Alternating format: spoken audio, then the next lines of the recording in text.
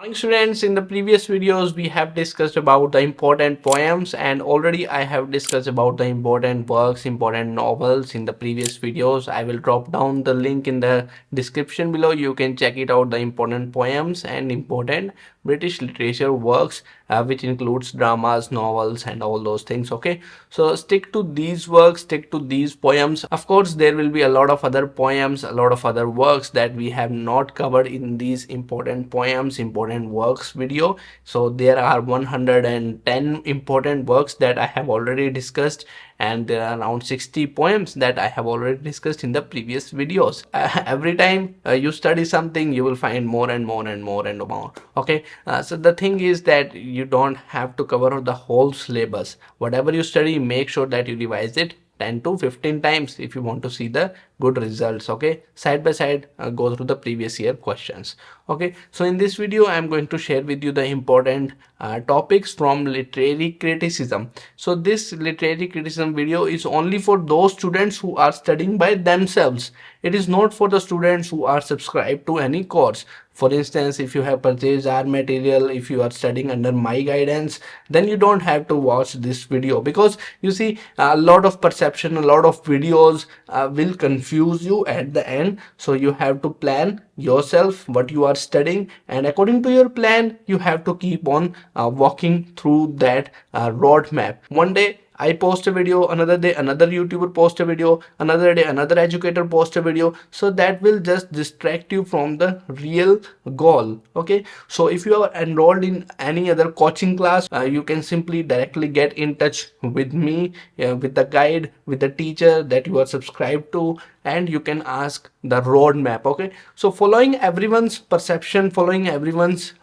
point of views will only lead to more and more confusion, will lead to more and more overwhelmingness. The destination is same, that we have to crack the UGC-NET examination. Either you go with this road or either you go with this road. Okay, depends on you. Okay, so plan smartly. Do not get overwhelmed when I talk in these videos, when other educators talk in their videos. Focus on your goal, what you have planned for today, what you have planned for the next week, for the next month, for the next 2 months, for the next 3 months. According to your plan you have to go. We are just providing you the important topics. Okay, let's check it out on the computer screen. And the important literary criticism topic, what you all have to do is you simply have to visit the Wikipedia. That will do the work. Okay, let's check it out. So it's 6:44 a.m. today morning. I generally stay productive early in the morning. I wake up 5 a.m. in the morning today, and I'm just working on my YouTube videos. So simply write down literary criticism, and here you go with the Wikipedia page, literary criticism. You don't have to go through all these things. Simply directly jump on to the last section of this particular key text. Okay, that's where the whole literary criticism lies. So literary theory is just a continuation of literary criticism. After T.S. Eliot, the literary theory begins. Okay, so I have already discussed the difference between criticism and theory in my videos. If you are a regular viewer of my videos, you can figure out what is the difference between criticism and theory. Okay, so that's another top part of topic. Let's check it out once again. So here we have all the literary theories, major 20th century school of critical analysis. So you see all these theories came in 20th century, whether it is structuralism, post-structuralism, deconstruction, literary modernism, postmodernism. So that's a part of literary theory. Okay, so today we are going to only discuss literary criticism. All you just have to do is you just simply come here and simply check it out. Plato, Iron Republic, this is important. Aristotle's important. Horace, Art of Poetry is important. Longinus on the Sublime is important. Okay, you don't have to do these. It's not that much important. You can leave it. You can leave this one also. Bharat Muni's Natya Shastra, you have to do this because it's important. You can leave all these from classical and medieval periods. Let's move on to the Renaissance period.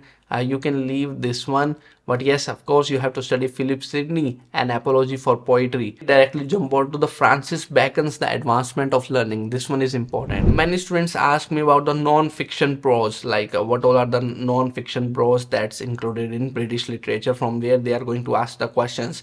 You see, Francis beckons the advancement of learning. It's a part of literary criticism, but again, it's a part of non-fictional prose. Philip Sidney's An Apology for Poetry, that's a part of non-fiction prose. So it is very difficult to separate non-fictional prose from British literature, because many of the topics are directly given into literary criticism. For example, Biographia Literaria by S.T. Coleridge, preface to Lyrical Ballad by William Wordsworth, that's a part of criticism, but again, that's also a non-fictional prose. But yes, there are a lot of other works that are part of non-fictional prose which is not in literary criticism. I will create a video on non-fictional prose soon after Holi, Festival of Holi. Okay, so you see, for example, Aeropagitica, that's a part of non-fictional prose. Modest Proposal by Jonathan Swift, Tale of Tub by Jonathan Swift. Okay, these are the parts of non-fictional prose. Okay, there are the works of Charles Lamb, that's a part of non-fictional prose.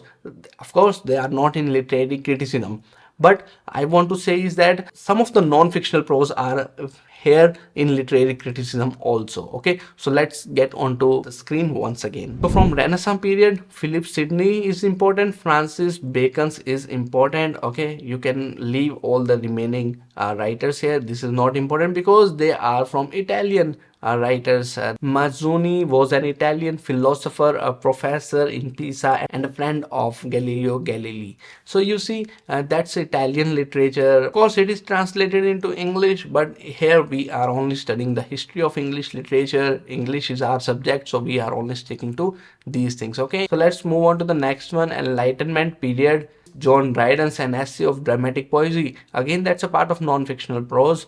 We have to do John Locke's An Essay Concerning Human Understanding. We have to do Alexander Pope's An Essay on Criticism. Joseph Addison's On the Pleasures of the Imagination. Vico's The New Science, we have to do this. Edmund Burke's, we have to do this. Samuel Johnson's On Fiction, we have to do this. Here we have Immanuel Kant's Critics of Judgment, we have to do this. Mary Wollstonecraft's A Vindication of Rights of Women. William Blake, that's also important. And Friedrich Schiller's Letters on Aesthetic Education of Man. These are the German philosophers like Friedrich Schiller, and then we have Immanuel Kant. So you can say all the romanticism, romantic age is further inspired by these critics, these philosophers. So we have to study a bit of these philosophers also. Okay, so these are the important topics from Enlightenment period. Let's move on to the 19th century now. William Wordsworth's preface to second edition of Lyrical Ballads, that's important. Okay, and then we will go here, Samuel Taylor Coleridge, you have to do this one. And then John Keats' Letters, of course, that's a part of non-fiction, and where we have John Keats' theories of negative capability, egotistical sublime, that is mentioned in the Letters of John Keats. So you have to do this. Thomas Peacock's The Four Ages of Poetry, that's important. P.B. Shelley, Defense of Poetry, that's important. And then you can simply go to the Thomas Carroll's Symbols, that is important. John Stuart Mill, What is Poetry, that's important. Ralph Waldo Emerson, that's American literature, of course it's important. And then we have Edgar Allan Poe's The Poetic Principle, Matthew Arnold's Criticism, Function of Criticism, The Study of Poetry, that's important. And then we have Nietzsche's The Birth of Tragedy, Walter Pater's Study in the History of Renaissance, Emile Zola, The Experimental Novel, Oscar Wilde, The Decay of Lying, Leo Tolstoy's What is Art. Okay, so these are the important texts in the 19th century. And you see, from here we have the literary theory, Sigmund Freud, you can see here Ferdinand de Saussure, Course in General Linguistics.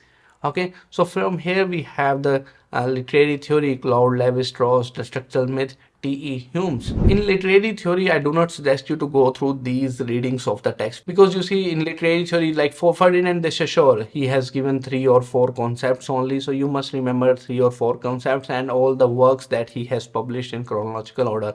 Although he has published 1 or 2 works, the research paper, that is the Course in General Linguistics and all, but again, in literary theory, concept is important. Of course, in literary criticism, concept is also important. That's why I'm saying you, if you are into some coaching, if you are studying under some guidance, directly get in touch with your guide, get in touch with your teacher, and that will be of great help.